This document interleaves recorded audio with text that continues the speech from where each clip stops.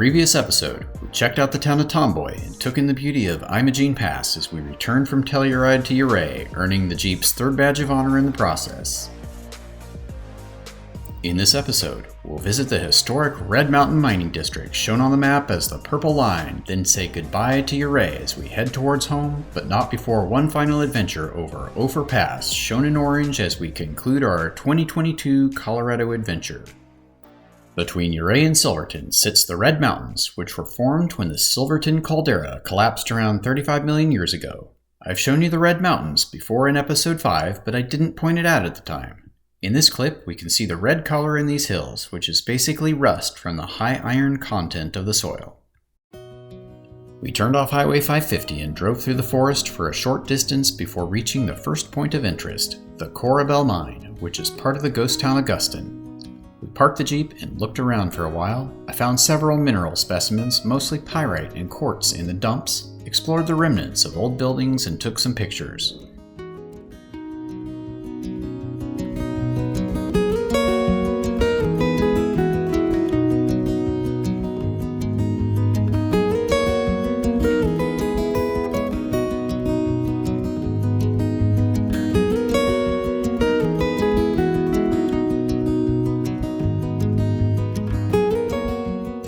Here are pictures of what Guston used to look like in the late 1890s and early 1900s. We moved on to the Yankee Girl Mine, which was a major silver producer in the area since a claim was first staked in 1882 by John Robinson. The ore that came out of this mine was worth around $10,000 a ton and produced $100 million worth of ore in the short time it was running. The current owners of the property have granted a permanent easement to the site, allowing preservation for generations to come. Here's a look directly down the vertical shaft where the rich ore was brought to the surface. It's one of the only mines in the area with a vertical shaft. The mine is 1,000 feet deep and connects to several other mines hundreds of feet underground. Here are two historical photos of the mine. You can see the distinctive hoist house in both. The railroad ran through here at one point, which greatly boosted profitability by reducing the cost of shipping the ore to the mill. At one point, a line of 75 pack mules hauled 250 pounds of ore each to be processed in Silverton. It wasn't called Silverton for no reason. Next we arrived at the Genesee mine, which had some unique old relics to check out. Let's check out the remnants of the mines of Guston, as well as some adjacent geological features from above.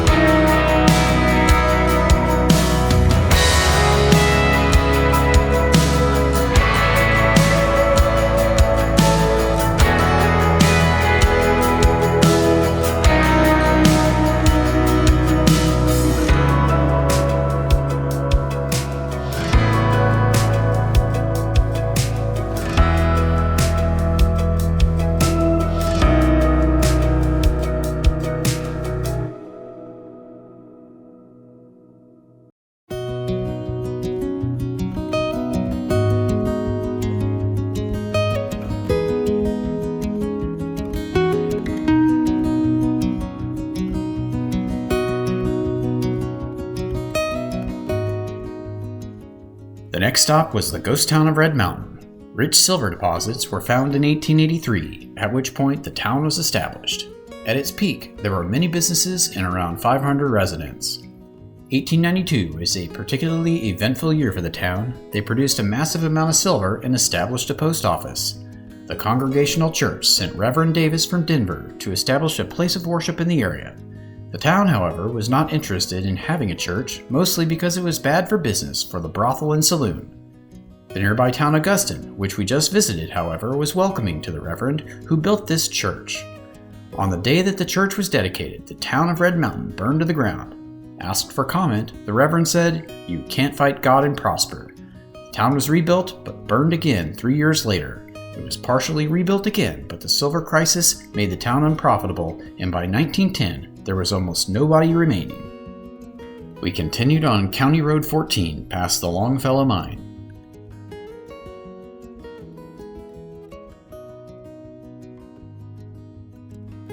This building is called the St. Paul Lodge and Hut, which is currently an Airbnb frequented by outdoor enthusiasts.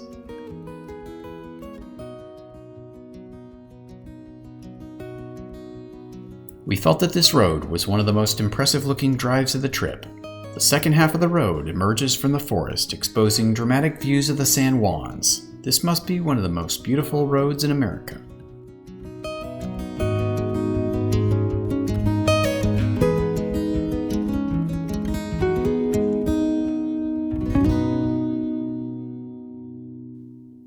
The next morning, we packed up the tent with my cell phone inside of it. Not wanting to unpack the whole thing, I decided I would just allow it to ride up there for now, which would create issues later in the day. Driving south on the $1 Million Highway, we were reminded of all the new memories that we had made of the trip. Heading out of Ouray, we passed the road that is the exit for Imogene Pass.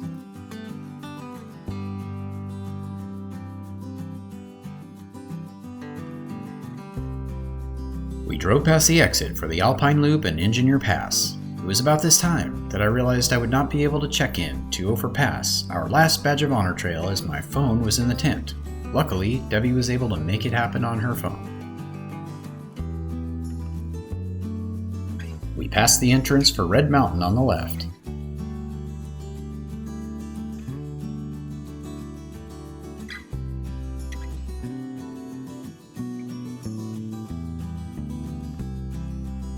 We passed the entrance to Black Bear Pass on the right. The trip was not quite over, and new memories were yet to be made, so we turned off Highway 550 onto Ophir Pass Road. On this trip, we've learned that there is no better way to experience things that most tourists don't, at the pace of our choosing, than in our Jeep with our rooftop tent. The Jeep goes virtually anywhere, and with enough prior research, you can function as your own tour guide.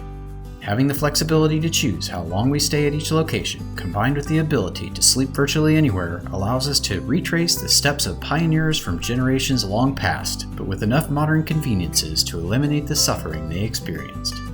We have a place to sleep, a refrigerator, enough electricity to charge all the drone and camera batteries, GPS, and usually a cell phone signal. Not only is the experience superior, it's also way less expensive. More on that in a moment. We had been driving up to the pass for a while. It was time to pull over and fly the drone and have a coffee break. It was at this point, however, that I realized that I can't fly the drone because I need my phone to do so. Looks like I'm going to need to get it out of the tent after all.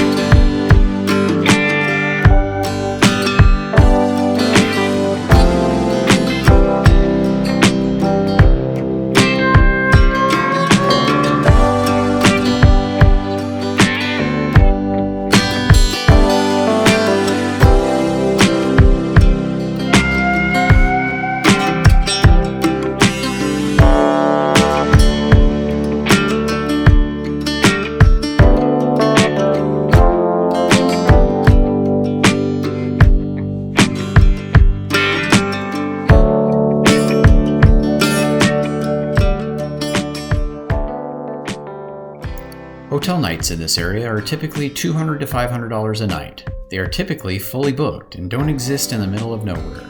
Jeep rentals are around $250 a day, helicopter tours are around $300 an hour, and guided Jeep tours are around $150 per person for a half day. This was a 12-day trip. If you do the math, you'll see that we've come out well ahead, plus any money spent on our equipment is reusable for future adventures. We encourage you to have your own similar experience. No matter where you're looking to go, there is usually a primitive road to get you there.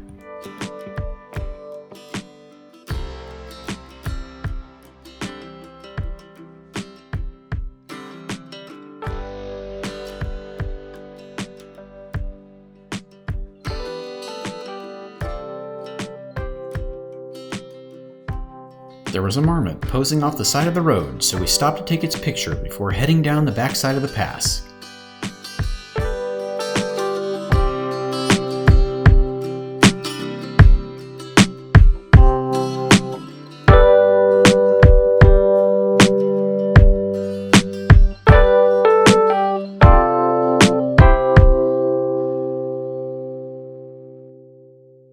This was the least difficult badge of honor trail on the trip. There were sections of the road that were shelves or rough, but no real difficulty to report.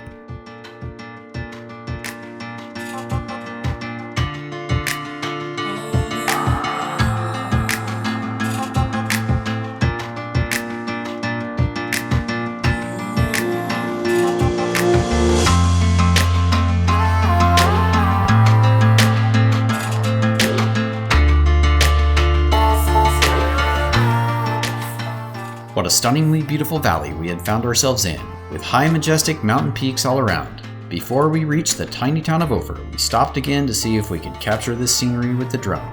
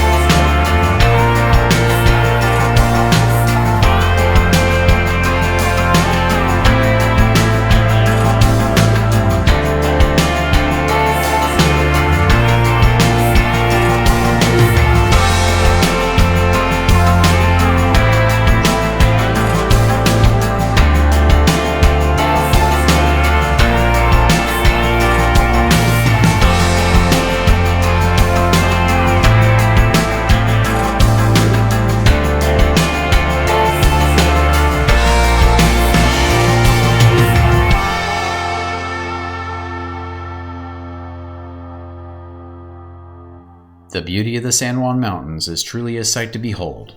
Very few national parks can rival it, and I believe this area is destined to become one in the future. We had a lot of fun on this trip, and we are happy to have shared the experience with you as much as we could. If you enjoyed watching this series, please consider subscribing to the channel. Subscribing is free, and it ensures that future videos that we release will show up on your YouTube homepage. If you'd like to take it a step further, turn on the notifications bell so that you will receive a notification when a new video is released.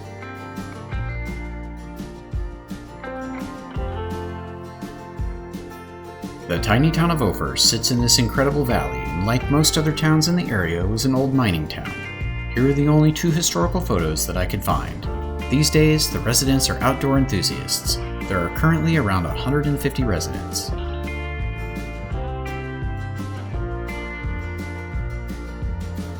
I am unsure I have ever been guilty of speeding at 11 miles per hour.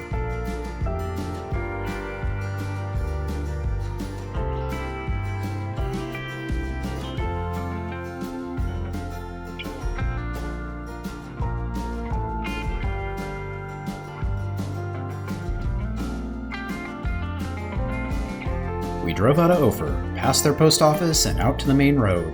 We arrived at the stop sign that meant that our trip was coming to an end. Turning left heads for home, while turning right goes to Telluride. After airing up the tires, the only thing left to do was make the left-hand turn, so I delayed the inevitable and flew the drone.